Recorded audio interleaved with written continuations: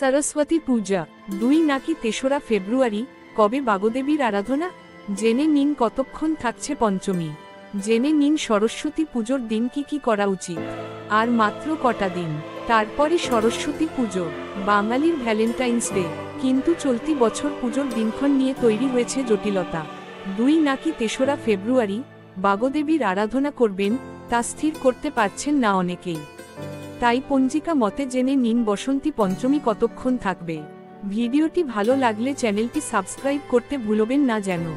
বেণীমাধব শীলের গার্হস্থ্য পঞ্জিকা মতে ২রা ফেব্রুয়ারি অর্থাৎ রবিবার বেলা ১২টা ৩৪ মিনিটে পড়ছে পঞ্চমী।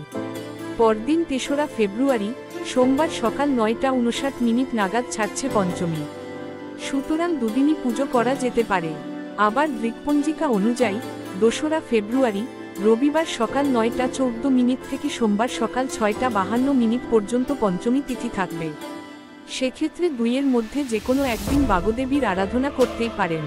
শুধু তো আর পুজো নয়, বাগদেবীর আরাধনার সঙ্গে গোটা সেদ্ধ শীতল ষষ্ঠীরও যোগ রয়েছে।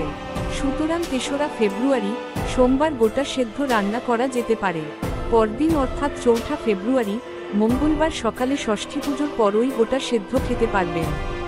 কারণ যে গৃহস্থ বাড়িতে শীতল ষষ্ঠীর রীতি রয়েছে সেই বাড়িগুলিতে ওই দিন রান্না হয় না, গরম খাবার খাওয়ার রীতি নেই।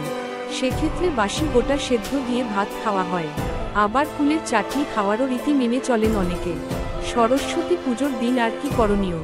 সরস্বতী পুজোর দিন সকাল সকাল ঘুম থেকে উঠুন, স্নান সেরে নিয়ে শুদ্ধ বস্ত্র পরুন। সাদা কিংবা হলুদ রঙের পোশাক ওই দিন পরার চেষ্টা করুন। পুষ্পাঞ্জলি দিয়ে খাবার খান। ওই দিন নিরামিষ খাবার খাওয়াই শ্রেয়।